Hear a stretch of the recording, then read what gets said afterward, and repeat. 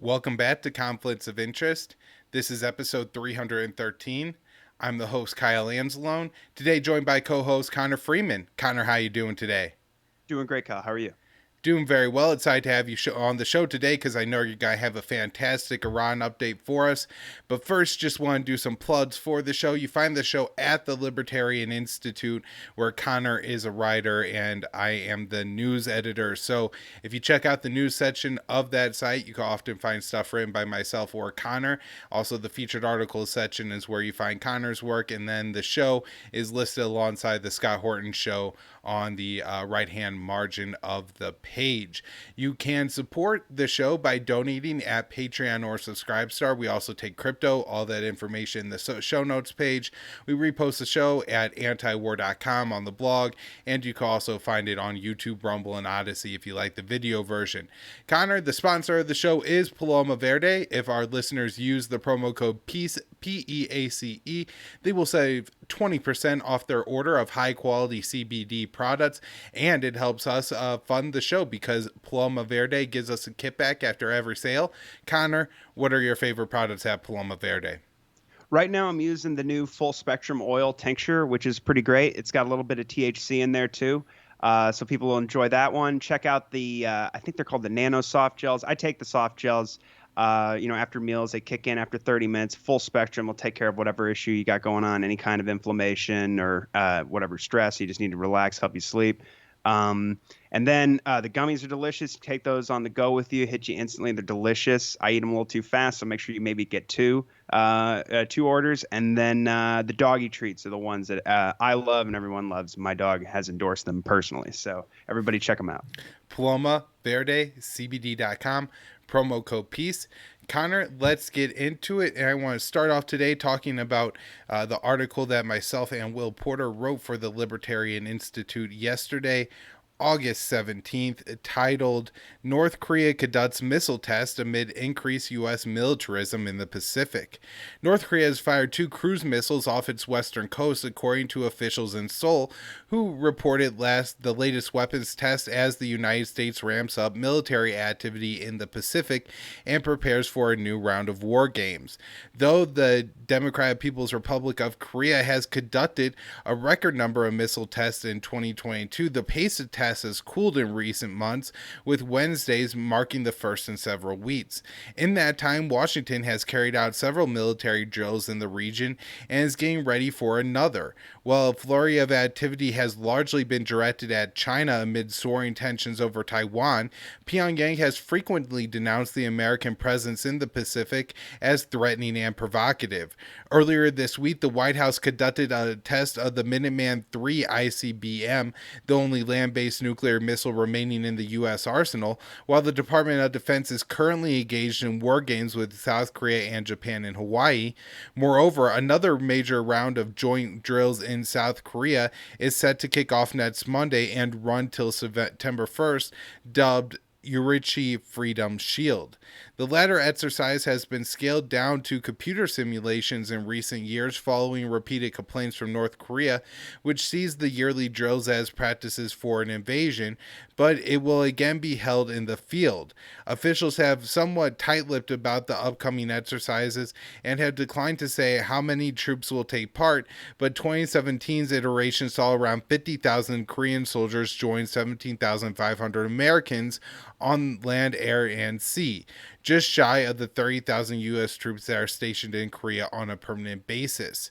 At a major NATO summit in Madrid earlier this summer, Washington, Tokyo, and Seoul agreed to further expand military cooperation, signing a trilateral pact cited as North as a regional threat. Pyongyang quickly denounced the document as an American scheme to create an Asian NATO, echoing Chinese complaints regarding the Quad Alliance, an Indo-Pacific security bloc consisting of the U.S., Australia, Japan, and India. As Washington continues to step up its military capabilities in the region, North Korea has gradually moved closer to Russia, with Supreme Leader Kim Jong-un and President Vladimir Putin recently exchanging letters expressing their stated interest and pledging to deepen bilateral ties.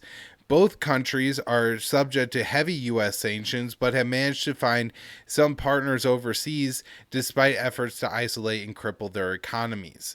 And Russia has also talked about, I think, selling more weapons abroad, and so I would guess North Korea is a possible outlet for that.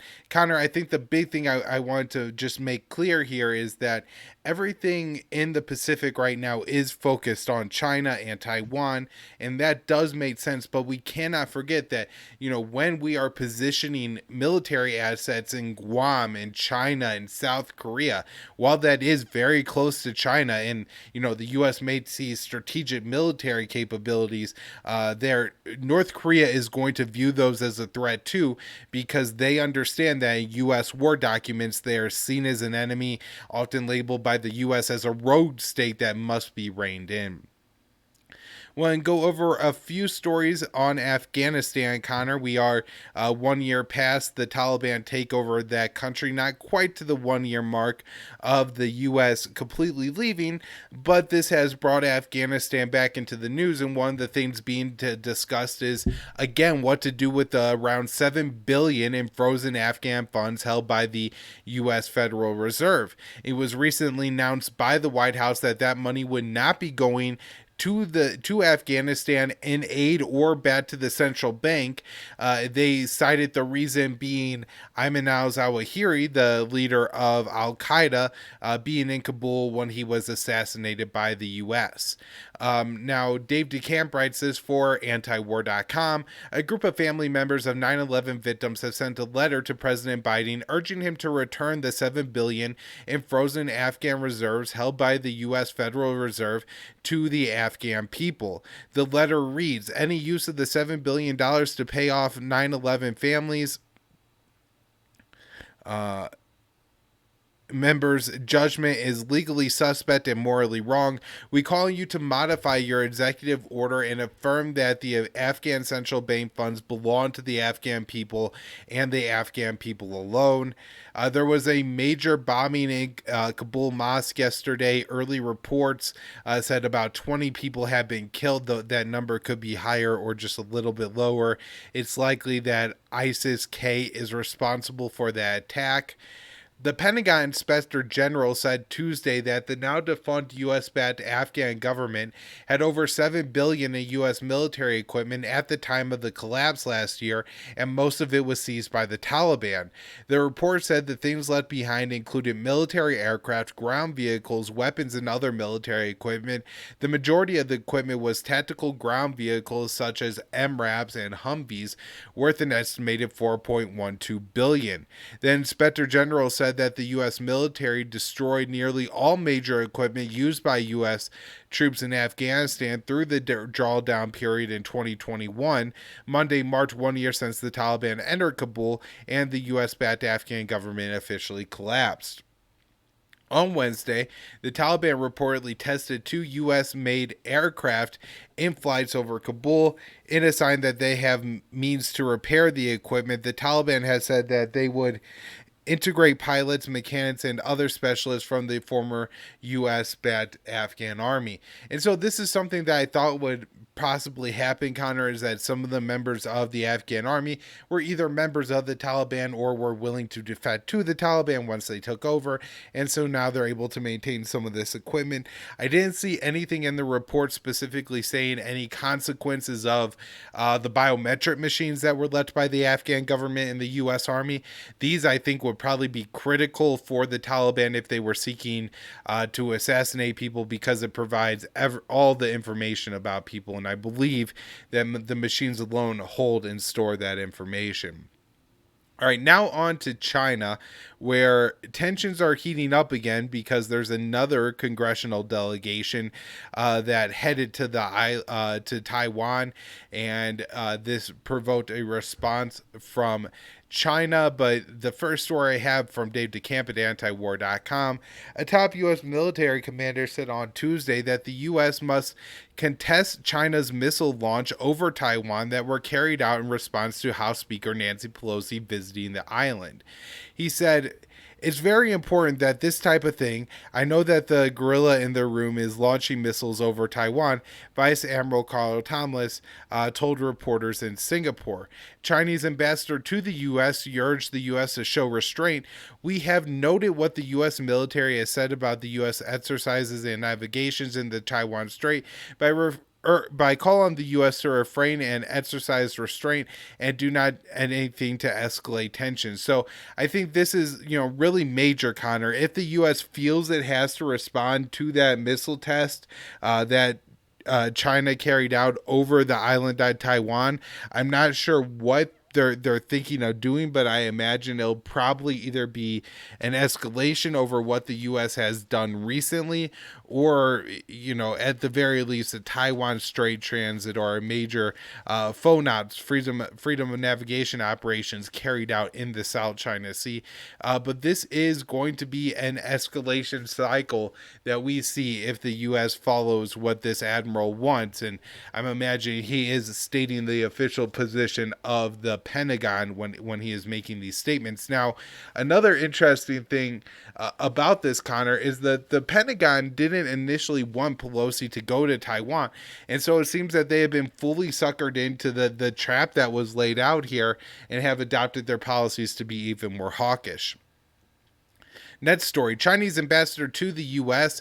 held a press conference at his private home in Washington on Tuesday to discuss U.S. policy towards Taiwan in the wake of U.S. House Speaker Nancy Pelosi's provocative visit to the island.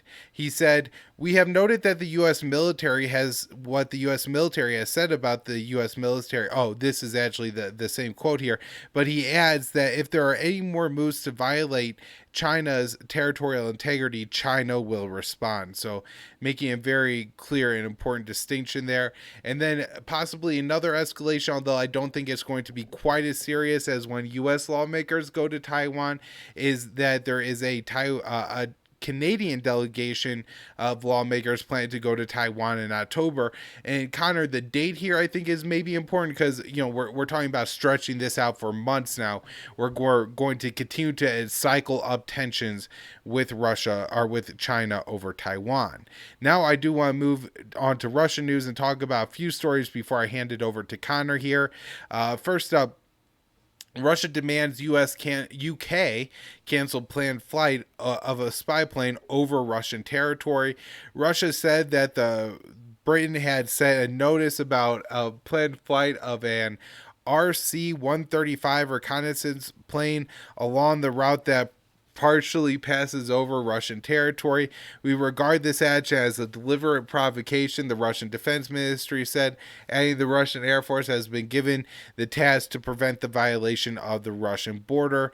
On Monday, the ministry said a Russian fighter jet was scrambled to intercept a British RC-135 reconnaissance plane that crossed the Russian border near the Safavinos Cape between the Barents and White Seas. The MiG-31 forced the intruder out, the ministry said. So on the last show, Connor, and this week at large, I've been discussing the attacks in Crimea that were carried out likely by Ukraine. Wasn't official that it was an attack carried out by Ukraine. On the first one, Russia said it wasn't. It was just an accident. Ukraine said it wasn't. And then we had one Ukrainian official who said it was an act of sabotage. Now we have a second blast at a Russian ammunition port in Crimea, and this time Russia said that it was an act of sabotage. And a senior Ukrainian official speaking on condition of anonymity to the Washington Post said the blast was a Ukrainian special forces operation. The apparent Ukrainian attacks inside Crimea mark an escalation in the war and come as Ukraine threatened to start attacking the peninsula, which it has controlled since 2014. It's also interesting that we had this unnamed Ukrainian official coming out and admitting to this, Connor, just a week after, as I discussed and wrote about last week, Zelensky demanded the end of links in his government. And then maybe the most important and good news thing we have going on here, Connor, UN Secretary General Antonio Guterres and Turkish President Recep Tayyip Erdogan will meet with Ukrainian President Vladimir Zelensky in Ukraine. One of the really interesting thing and important things about this, I think, Connor, is that these are two people, Gutierrez and Erdogan, who seem actually committed and interested in ending this war, and have really prompted negotiations. It seems the first time that there is a leader that is traveling to Ukraine to hopefully tell Zelensky something other than what do you want, how many weapons are we going to give you. Now, another important trend going on is the EU is looking to close its border to Russians, all Russians, not people who support the war, not members of the Russian military, even if they're just, infantry grunts or something like that. Anybody who is a Russian will not be allowed into the EU. This is a plan that has been floated by several countries, but some countries are taking their own independent steps. Estonia is set to close its border to more than 50,000 Russians with previously issued visas this week. A move came after Ukrainian President Zelensky called for Western nations to ban all Russian travelers. The ban will come into effect on August 18th and will revoke EU short stay visas known as Shashem visas. According to Reuters, about 2,500 Russians cross the border into Estonia each day, more than half of them using the visas that have now been canceled. And then Finland will cut the number of visas it issues to Russians by 90%. Last up, Sweden says it will live up to the commitments made in the agreement with Turkey that paved Stockholm's path to NATO membership. And so this likely means we're going to see some Kurdish political figures extradited to Turkey in the coming months. Connor, I'm going to kick it over to you and update us on Iran. Absolutely. All right. So this is from August 11th. This is Jason Ditz at antiwar.com. Iran says that the nuclear deal proposal that that the EU foreign policy chief put forward is not finalized, contradicting the claims from the Europeans here. So they're disputing the claim that it is finalized. They took the 25-page proposal back to Tehran for consultations. After we covered I think the last story we covered in the segment last week was that the EU basically said all that's left is for you guys to say, Washington and Tehran, to say yes or no, and we expect quick decisions. They also said that it wouldn't be subject to further negotiations. Now, the terms haven't been made public, but it was said to have addressed some key compromises related to the latest meetings EU diplomats held with both sides. EU officials have said they expected Iran to make political decisions, presumably that means concessions, to see the deal through, but it's not clear yet exactly what Iran's remaining issues are with the deal. Significantly, the deal on the table that the EU says is final is one which they claim, and now we know the U.S. supports, leaving it up to Iran to accept its terms. And at the time, the U.S. hadn't officially endorsed it, but was speaking favorably of the deal that was on the table. So this is an article I wrote this week from Monday at the Libertarian Institute. State Department, JCPOA negotiations over. Iran must drop extraneous demands. So these statements have been somewhat moderated. I'll get to that here in a second, but there's some important stuff here. So Iran says there are 3 issues that remain unresolved, which must be addressed before they can move forward with signing the deal. However, the U.S., at least initially, refused any additional talks. So on Monday, Hossein Amir-Abdollahian, the Iranian foreign minister, said there remain 3 issues that, if resolved, we can reach an agreement in the coming days. He elaborated, saying, "We have told them that our red lines should be respected. We have shown enough flexibility. We do not want to reach a deal that after 40 days, 2 months, or 3 months fails to be materialized on the ground." The Joe Biden administration, however, says they will not negotiate any further, with State Department spokesman Ned Price insisting in response that Tehran must drop its extraneous demands. The only way to achieve a mutual return to compliance with the JCPOA is for Iran to drop further unacceptable demands that go beyond the scope of the JCPOA. We have long called these demands extraneous, Price said. So the U.S. He also said the U.S. would provide their answer to Borrell, the EU foreign policy chief, privately. And then later that day, Al Jazeera was reporting that that Washington had accepted the text of the deal. Now, it remains somewhat unclear what extraneous demands Price is referring to. as the lingering dispute has long been over the scope of sanctions relief for Iran and guarantees on economic benefits. A Politico report cited a senior Western official saying the Iranian answer was received by the EU on Monday evening, Brussels time. The response is mostly focused on outstanding questions related to sanctions and guarantees around economic management. Over the last few months, Iran has continuously demanded assurance that it will be able to reap the economic benefits of a restored deal. So Iran has indicated that at least one of its three red lines is an end to the IAEA, the International Atomic Energy Agency probe into. We've discussed this several times on the show. Some particles of unprocessed uranium that was discovered at these undeclared sites a few years back. As Tehran says, it provided full documentation to resolve the thorny issue after cutting a deal with the UN watchdog earlier this year. But the U.S., the E3, that's France, Britain, and Germany, and increasingly the increasingly politicized IAEA chief Rafael Grossi have each accused Iran of being uncooperative with the probe and have continually used the uranium traces as a way to pressure and censure Iran.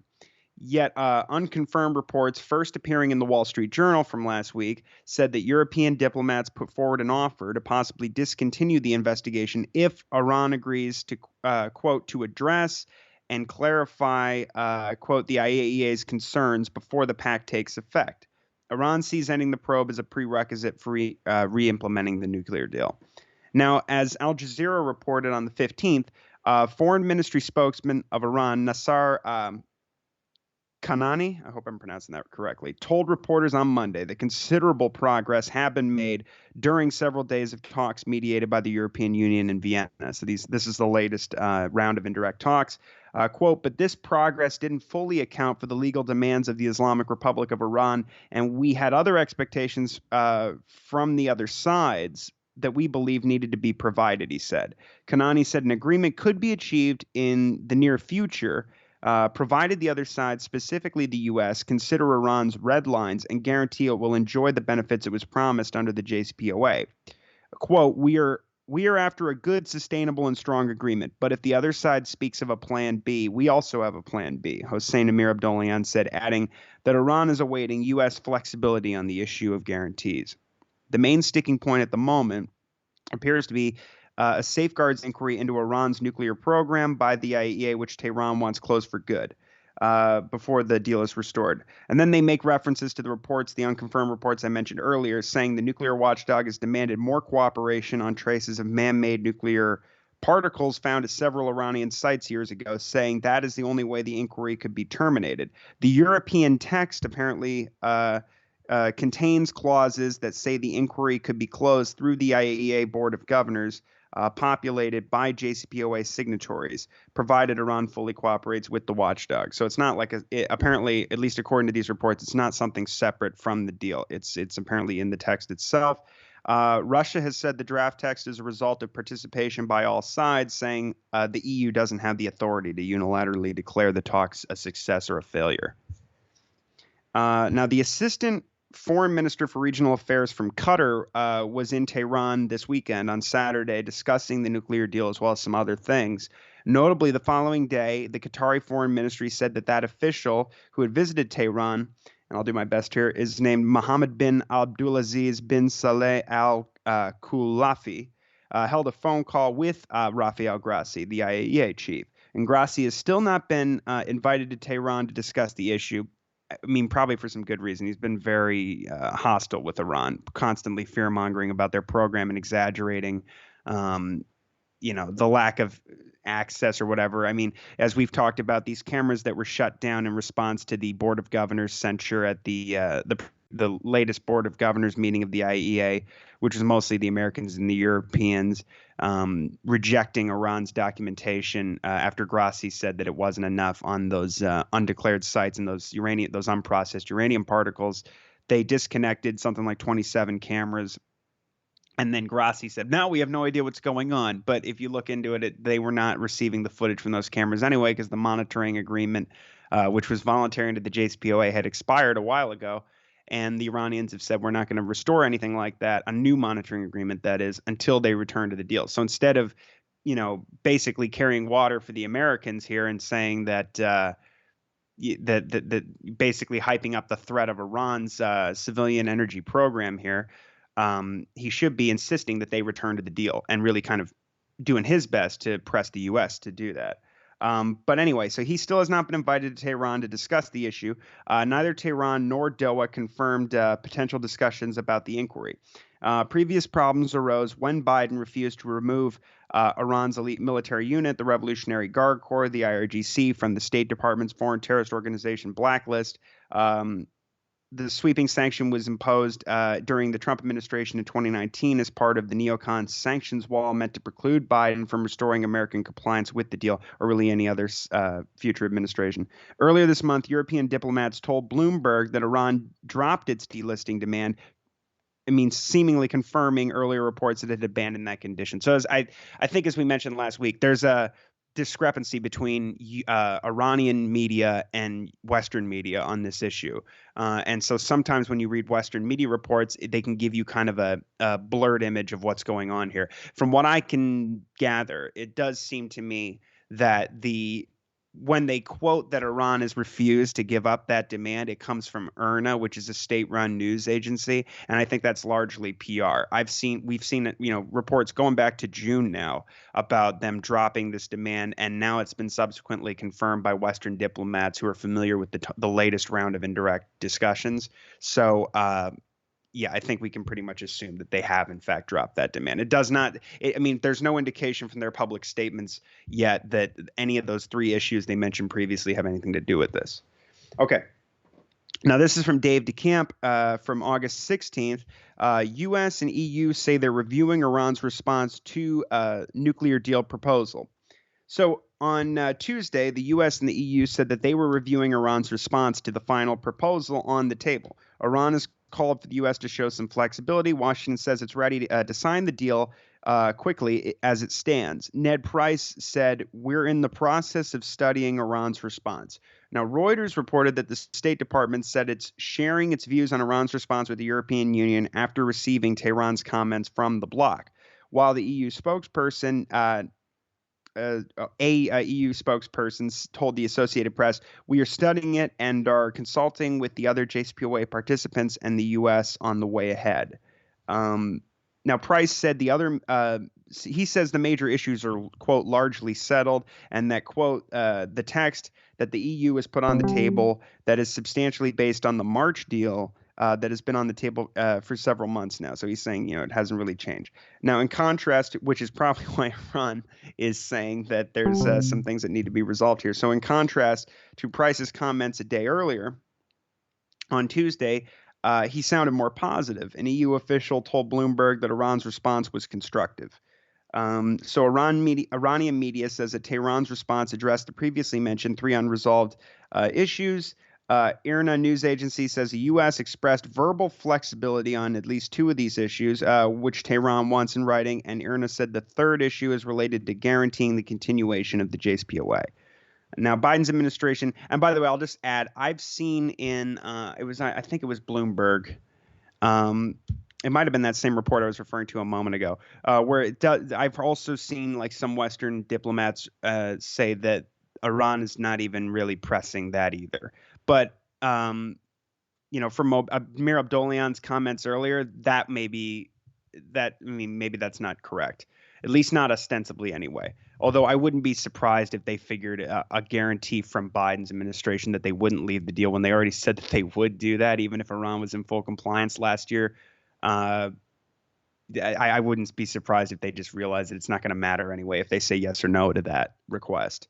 No, but we have seen that there are, and again, it's opaque, but they're discussing indemnities and things that they can do to ensure that Iran receives economic benefits under the deal, even in the case of, say, an act of Congress or if a new administration kills the deal. So that's pretty interesting in and of itself, because that's obviously a major concern that the economy opens up, hopefully more so than it did under Obama, which they were very underhanded about that and deceitful because they went around telling foreign businesses not to work with Iran, even though the JCPOA had been signed and implemented, but they weren't abiding by it and violating the spirit of it, if not the letter of it. So so hopefully that happens. But of course, no one's going to want to do business with Iran because they know that the next Republican administration is going to come in and kill the thing anyway. At least, maybe it'll happen sooner than that.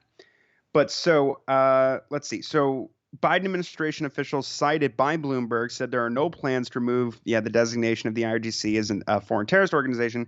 And as I said, it's not relevant. They dropped that months ago, the Iranians. So the Reuters report says diplomats and officials have told Reuters that whether or not Tehran and Washington accept the EU's final offer, neither is likely to declare the pact dead because keeping it alive serves both sides' interests. Okay. Now, this is again from Dave from yesterday. It's up on the page today at antiwar.com. Iran prepared for unconditional prisoner swap with the U.S. So on Wednesday, Iran said it's ready for an unconditional prisoner swap with the U.S. regardless of the status of JCPOA negotiations. Quote, the Islamic Republic has through various channels repeatedly announced its readiness to the American side to address the issue of the prisoners regardless of the JCPOA, said Iranian Foreign Ministry spokesman Nasser Kanani, according to Iran's press TV. The offer came a day after Secretary of State Antony Blinken tweeted that 50-year-old Iranian-American Siamak Namazi has been imprisoned in Iran for 2,500 days. Several other American citizens are detained in Iran, and Tehran seeks the release of over a dozen Iranians that have been arrested and held in the U.S. Many Iranians jailed in the U.S. have been arrested over allegations that they've committed sanctions violations. Kanani said that Tehran wants to help free Iranians who've fallen victim to the injustice practiced by the U.S.'s legal establishment based on the hollow accusation of them violating the oppressive and illegal American sanctions. The U.S. and Iran have previously said that prisoner swaps are a separate issue from the nuclear deal. However, Robert Malley, the Biden's envoy for Iran, a special envoy for Iran, said earlier this year that an agreement on the JCPOA is unlikely in the absence of a prisoner exchange. In May, families of Americans detained in Iran sent a letter to President Biden urging him to secure their release. And they said that if reviving the JCPOA was necessary to do that, if it was a prerequisite, the Biden administration should just return to the deal. Okay. Now, here's some interesting diplomatic news I picked up from Kyle's news roundup earlier. Now, Kuwait has named its first ambassador to Iran over 6 years. They initially pulled their ambassador out over a diplomatic row with Saudi Arabia after the Saudis executed a prominent Shiite cleric, and some Iranians stormed the Saudi embassy in Iran in response. But now Reuters is reporting that Kuwait has appointed an ambassador to Iran. Both countries said on Sunday, more than 6 years after recalling its top envoy to Tehran in solidarity with Saudi Arabia after they severed their ties with Iran in 2016. So Ambassador Badr Abdullah al-Munakhiq handed his credentials to Iranian Foreign Minister Hossein Amir Abdollahian in Tehran on Saturday. Iran's foreign ministry said on its website. Kuwait's foreign ministry confirmed that Munakhiq was appointed envoy to Iran. Iran already has an ambassador in Kuwait. The move comes as Sunni Muslim powerhouse Saudi Arabia works to improve ties with Shiite Iran, with which it has been locked in a rivalry that has played out across conflicts in the region. Kuwait has maintained relatively good relations with Tehran under a foreign policy balancing ties with its larger neighbors. And then they mentioned that the United Arab Emirates is working to send an ambassador to Iran as it seeks to rebuild bridges following years of animosity, a senior Emirati official said last month. So this is good news, obviously. I mean, because first of all, we were reporting for a while on the burgeoning NATO-style anti-Iran alliance that the U.S. and Israel was trying to build, and Kuwait and the UAE were reportedly two of the countries that they were trying to bring in there. Now, what's ironic is, as we know, I was just going to say that, when Raisi came into office, one of his main priorities was to better regional ties with other countries here, including former adversaries. And recently I saw that Hossein Amir Abdollahian had held a phone call with various foreign ministers, his counterparts in country, including with, I believe, Kuwait and the UAE. And he put out a statement like, I've spoken to my brothers and the foreign ministers of this country, that country, and he listed them all. And the thing is, Kuwait doesn't have normalized ties with Israel. And they were one of the states where I was reading about all this, it seemed very hesitant. And it was unlikely that they were going to be on board with this. And even the UAE was reportedly not enthusiastic about joining this this alliance, this with the Israelis, that was really, I mean, would make war in the region much more likely and just make things more difficult. And I think that it's just positive to see uh, that basically the UAE is not really, because I mean they've had all these sanctions laid on them that have been tightened up. The fact that they sent their national security advisor over to Tehran last year to talk about really deepening economic cooperation and expanding ties and things. The Israelis went absolutely ballistic. They sent Naftali Bennett over there for the first official visit of an Israeli prime minister to Abu Dhabi, just basically to say like, yeah, well, we can do this, that, and the other thing that the Iranians were discussing doing with the Emiratis, economically. And then the Americans announced that they were going to be going. I think they sent a delegation from the Treasury or something like this. And ever since, they've been tightening up sanctions on people in the UAE doing business with Iran, particularly in the oil business. And the Israelis, there were unnamed officials in Israeli media saying at the time, this is unacceptable. We're not going to tolerate an Abu Dhabi Tehran axis and all this, nonsense. But it's good to see. I mean, I don't think that this effort to build the anti-Iran NATO style alliance has been nearly as successful as the Israelis would like people to believe, or that the Biden administration was hoping to see. So that's all good news. Now, I mean, again, I don't really know what to make of yet of the fact that the State Department has approved these sales of Patriot missiles to Saudi Arabia and the THAAD missiles to the UAE that total over $5 billion. At the same time, after Biden's pathetic trip to the Middle East, the Saudis OPEC, only announced that they were going to increase daily output by like 100,000 barrels. So, I mean, they slapped him in the face, and now they're trying to sell weapons and all this stuff. But hopefully that doesn't really induce them to make any further concessions to the Americans and the Israelis. And they're just, I mean, and also I hope it doesn't affect, the tentative the fragile ceasefire right now going on in Yemen. So, all right. Now, here's a story I missed from last week. One of the ones, we have two more things here. I just want to close out with this story. I was condensing 2 weeks of news, so I left this out, but this is interesting. So an Iranian ship that we talked about before being seized by the U.S. for violating Russian sanctions on Russia near Greece has been returned to Greece and then to be given back to the Iranians, including with its cargo. So this is from Jason Ditz on July 27th. The Iranian tanker Lana returned to the Greek coast after being seized there for transporting oil in violation of sanctions on Russia. The Greek court ruled in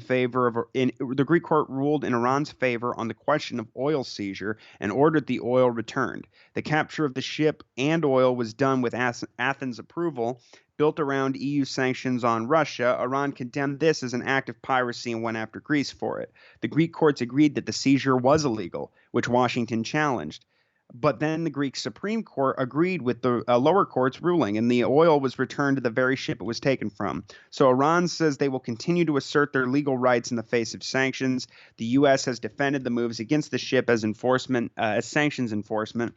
But besides the Greeks, nobody admitted wrongdoing. I don't think the Iranians have any reason to, but it's entirely likely that, similar, we've seen this quite a bit, especially since the Trump administration and including under the Biden administration, where they just out and out, the Americans just pirate Iranian oil and just steal it. But now, I mean, this is setting a precedent. So if this happens again in the future, it could lead to further lawsuits. Now that we've seen this has been successful. Now, I don't know how confirmed this is, but we found a journalist who works for Khan, which is Israeli media, and this guy's a pretty prominent journalist, correspondent for them at their diplomatic desk, and he works for the Israeli Public Broadcasting Corporation, and he says that this is just something I saw on Twitter today. Israel fears more U.S. concessions in the nuclear agreement. Israeli National Security Advisor will leave to Washington for talks. A very senior Israeli official he tells him that the Europeans sent Iran a final proposal, take it or leave it, which does not meet the principles to which the U.S. committed themselves. I'm not sure what he's referring to. The Iranians are the ones who had a dispute with the deal, not the Americans. Iran refused the offer, so it's time to leave. And again, they didn't refuse it. So anything else sends a strong message of weakness, unless you do everything Israel says and tells the hegemon to do. the global superpower, then it's just weakness. So, senior Israeli official also says now it's time to sit down and talk about what to do next to prevent Iran from getting a nuclear weapon. So, the Israelis are really upset, obviously, that all their sabotage and all their assassinations haven't worked to completely kill the talks. I'm not sure they actually want to start a war, but I'm sure they're really concerned about this. And that, in and of itself, is probably good news. What could come next could be very bad because, we've covered how in the past, when high Israeli officials, like whether it's the IDF chief of staff or Benny Gantz, the defense minister, they go over to Washington, they meet with high officials like this, then coincidentally, there's usually or sometimes, like I say, a drone attack on the Courage facility, which we covered, from last summer, where they destroyed the industrial shed on a nuclear facility and destroyed IAE cameras with a quadcopter suicide drone. The last time when Benny Gantz was visiting Washington, again, just kind of a weird timing.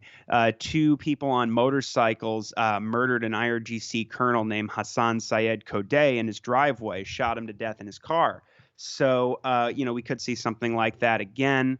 I'm sure he'll be meeting with Jake Sullivan. In fact, if this is E.L. Hulata, the national security advisor, that's, he has that working group with with Israel, with the U.S. I'm sorry, the U.S.-Israel working group. It's Eyal Hulata and Sullivan that head that. And when they did kill the colonel I just mentioned, there was a dispute because it was leaked to the New York Times that the Israelis had told the Americans that they were responsible for this. So there was some former high up Mossad figure who's now he's like the chair of the equivalent of one of their foreign affairs committees in the Knesset, said that, how dare they? This is a total violation of trust. And, this really hurts the relationship with Washington. And they said, and also the way they've, the leak came out here in the press, it makes it sound like the U.S. wasn't involved. And then he basically said, we haven't admitted to anything. And I think that's for the best, or we haven't, he left it kind of like halfway implying that they did do it. They just haven't officially admitted it. So, and then following that, this working group, I think Sullivan had a meeting with Hulata, and then Sullivan put out a statement saying, we coordinate with Israel on everything regarding Iran. Tacitly admitting that, we were involved, or at least they absolutely knew what was going on. And then, of course, there's probably at least 5 more people that have been killed by the Israelis since then, in the span of probably less than a month. And that was completely unprecedented. So we'll see what comes next. But if the Israelis are really concerned that there's going to be concessions, I'm not optimistic that we're going to see the deal saved here, or the U.S. return to compliance with it. But just the fact that they're that concerned that they're dispatching their national security advisor, that's probably some good news. All right, Connor, thank you so much for that very detailed and thorough update on what's happening with the Iran talks. I know there's so much diplomatic rhetoric going on, and always trying to break down, what is for the Iranian audience. It was, serious diplomatic negotiation is always important too. All right, Connor, we will be back with more shows later in the week. Just remind people they could follow you on Twitter at Freeman's Mind 96. I'm at Kyle Anzalone _ The show is at Con _ interest. Of course, everything we do is at the Libertarian Institute. And always check out and read antiwar.com every day. Thanks, Connor. Thanks, Kyle.